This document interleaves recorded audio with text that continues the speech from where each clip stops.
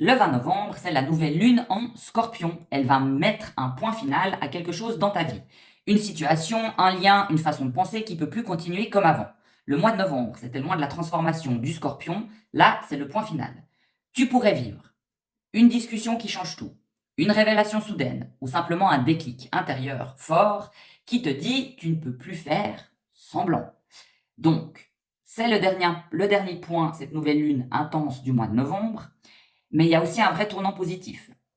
Car ce que tu perds maintenant, ça t'allège et ça ouvre un renouveau plus juste et plus stable pour toi. Et à noter qu'à partir du 22 novembre, il y a le soleil qui va passer en Sagittaire. Donc là, la lumière, elle revient et tu comprends surtout pourquoi tout ça devait se passer dans ta vie. Maintenant, pour le petit côté technique, si tu vas les repérer, astrologiquement parlant, dans ton thème natal, dans quel domaine de ta vie ça se joue, parce que certains, ça sera financier, d'autres, c'est professionnel, d'autres, c'est sentimental, etc. Tu dois aller repérer quelle maison astrologique tu as en Scorpion. C'est là où tu dois couper, transformer et repartir à zéro. Quelle maison astrologique tu as en Taureau. C'est là où tu dois lâcher le contrôle. Et quelle maison astrologique tu as en Sagittaire. C'est là où revient la clarté et la motivation. Évidemment que si c'est un de tes signes où ton ascendant c'est plus fort, si tu as des planètes à la naissance dans ces signes, c'est plus fort également, mais on a tous un domaine de vie, sans exception, dans ces signes-là. Donc tu es de toute façon concerné d'une manière ou d'une autre.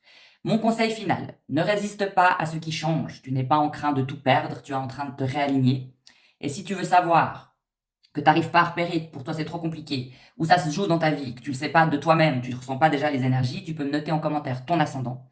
Si tu le sais, les maisons que tu as dans ces signes, ou me mettre une photo de ton thème natal sur certains de mes réseaux sociaux, c'est possible, et je te réponds et je t'indique dans quel domaine de vie tout ça, ça se joue. Voilà.